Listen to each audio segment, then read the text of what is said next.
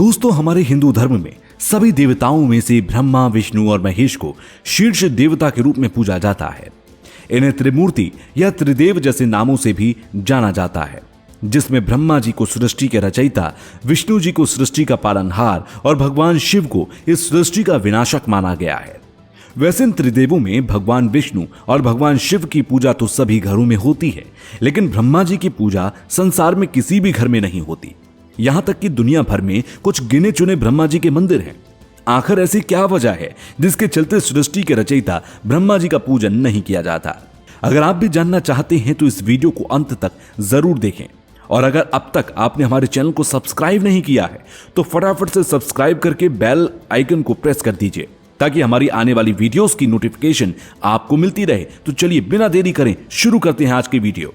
दोस्तों, ब्रह्म पुराण के अनुसार भगवान ब्रह्मा मनु के पिता हैं और समस्त मानव जाति मनु की ही संतान है।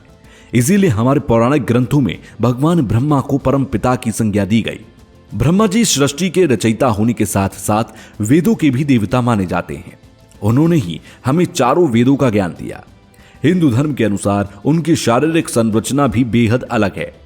4 चेहरे और 4 हाथ वाले ब्रह्मा जी अपने चारों हाथों में एक एक वेद लिए अपने भक्तों का उद्धार करते हैं। लेकिन दोस्तों, फिर भी सोचने वाली बात यह है कि आखिर इस देव की पूजा कोई क्यों नहीं करता? क्यों परमपिता ब्रह्मा जी को वो दर्जा प्राप्त नहीं हुआ जो भगवान विष्णु और भगवान शिव को है? तो आपको बता दें कि दरअसल इसके पीछे एक श्राप है जो ब्रह्मा जी को उनकी पत्नी सावित्री ने दिया था।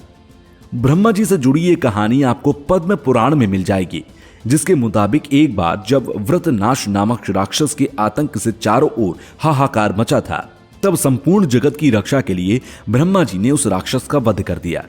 लेकिन जिस समय ब्रह्मा जी व्रतनाश राक्षस का वध कर रहे थे, उस समय उनके हाथ में मौजूद कमल छूटकर पृथ्वी पर जा गिरा।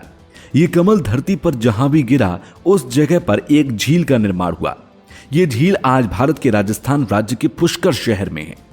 पुष्कर में ब्रह्मा जी का एक प्रसिद्ध मंदिर भी है, जहां ब्रह्मा जी के दर्शन के लिए हर साल लाखों श्रद्धालु जाते हैं।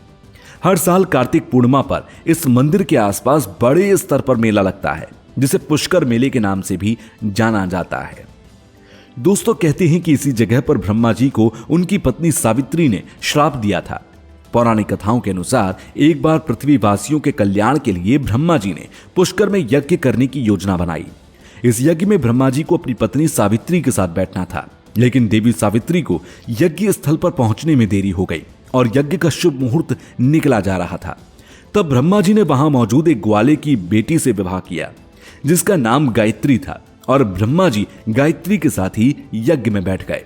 कहते हैं कि गायत्री वेद ज्ञान में पारंगत थी, इसीलिए ब्रह्मा जी ने देवी सावित्री के न आने पर गायत्री से विवाह कर लिया था। हालांकि जब ब्रह्मा जी गायत्री के साथ यज्ञ को संपन्न कर रहे थे, तभी वहां पर देवी सावित्री पहुंच जाती हैं और ब्रह्मा जी को किसी और महिला के साथ यज्ञ में बैठा हुआ देख अत्यंत क्रोधित हो जाती हैं। देवी सावित्री गुस्से में आकर ब्रह्मा जी को श्राप देते हुए कहती हैं कि तुमने एक पत्नी के रहते हुए दूसरा विवाह करके मेरा तिरस्कार किया है, इसलिए अब संपूर्ण जगत में तुम्हारा तिरस्कार होगा। कहीं भी कोई भी शख्स ब्रह्मदेव की पूजा नहीं करेगा और न ही पूजा के समय कोई ब्रह्मदेव को याद करेगा। अगर कोई ऐसा करता है तो वो पाप का भागी होगा। उस समय देवी सावित्री के क्रोधित स्वरूप को देखकर सभी देवता डर जाते हैं। उन्होंने सोचा कि अगर पूरे जगत में जगत के रचयिता को ही नहीं पूजा जाएगा तो जगत का कल्याण कैसे होगा। इसलिए सभी देवताओं ने मिलकर देवी सावित्री से अपना श्राप वापस लेने की विनती की, लेकिन श्राप को वापस लेना देवी के लिए संभव नहीं था। इसीलिए देवी सावित्री ने देवताओं से कहा, मैं श्राप तो वापस नहीं ले सकती, लेकिन आपके कहने पर मैं इसमें सुधार करती हूँ। इस धरती पर केवल इसी स्थान पर जहां आज ब्रह्मदेव ने यज्ञ किया, वहीं पर उनकी सदा पूजा होगी। वहीं पर ब्रह्मा जी का मंदिर भी स्थापित होगा। दोस्तों, देवी सावित्री के श्राप की वजह से आगे जाकर पुष्कर में ब्रह्मा जी का मंदिर बना और वहीं पर ब्रह्मा जी की पूजा भी की जाती है। दोस्तों, पद्म पुराण के अनुसार इस श्राप के बाद ब्रह्मा जी पुष्कर के इस स्थान पर 10,000 सालों तक रहे थे और मां सावित्री क्रोध के शांत होने के बाद पुष्कर के पास मौजूद पहाड़ियों पर जाकर तपस्या में लीन हो गई थी। स्थानीय लोगों के मुताबिक आज भी सावित्री यहीं रहकर अपने भक्तों का कल्याण करती हैं। पुष्कर में देवी सावित्री को सौभाग्य की देवी कहा गया है। यहाँ देवी का एक मंदिर है जिसे लेकर मान्यता है कि देवी के इस मंदिर में पूजा करने से पति की लंबी उम्र हो जाती है और मनोवांछित फल प्राप्त होते हैं। इसी वजह से इस मंदिर में महिलाओं का तांता लगा रहता है। यहाँ प्रसाद के तौर पर मेहंदी, बिंदी और चूड़ियां मां को चढ़ाई जाती हैं। दोस्तों, पुष्कर में परमपिता ब्रह्मा के मंदिर को किसने और कब बनवाया, इसकी जानकारी तो किसी के पास नहीं, लेकिन ऐसी मान्यता है कि तकरीबन 1200 साल पहले अरण्य वंश के एक शासक को इस जगह पर एक मंदिर बनाने के लिए स्वप्न आया था, जिसके बाद उन्होंने इस स्थान पर मंदिर का निर्माण करवाया। दोस्तों, पुष्कर में स्थित ब्रह्मा जी के इस मंदिर में उनके 4 मुखों वाली मूर्ति है, जिसे चौमूर्ति कहा जाता है। यह पूरा मंदिर संगमरमर के पत्थर से बना है और इसे चांदी के सिक्कों से सजाया गया है। इस मंदिर का प्रवेश द्वार संगमरमर और दरवाजे चांदी के बने हुए हैं। यहाँ भगवान शिव को समर्पित एक छोटी सी गुफा भी है।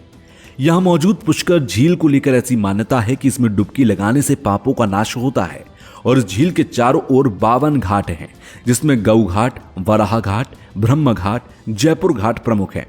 दोस्तों, अगर आप कभी पुष्कर जाएं तो जयपुर घाट पर जरूर जाएं। यहाँ से सूर्यास्त का नजारा बेहद ही अद्भुत लगता है। दोस्तों, पुष्कर में छोटे बड़े करीब 500 मंदिर हैं, इसीलिए इस जगह को मंदिर नगरी भी कहा जाता है। तो दोस्तों, उम्मीद है आप समझ गए होंगे कि क्यों ब्रह्मा जी की पूजा घरों में नहीं की जाती। वीडियो अगर पसंद आई हो तो लाइक करें और इस तरह के और भी अमेजिंग और इंटरेस्टिंग वीडियोस देखते रहने के लिए चैनल को जरूर सब्सक्राइब कर लें। Thanks for watching.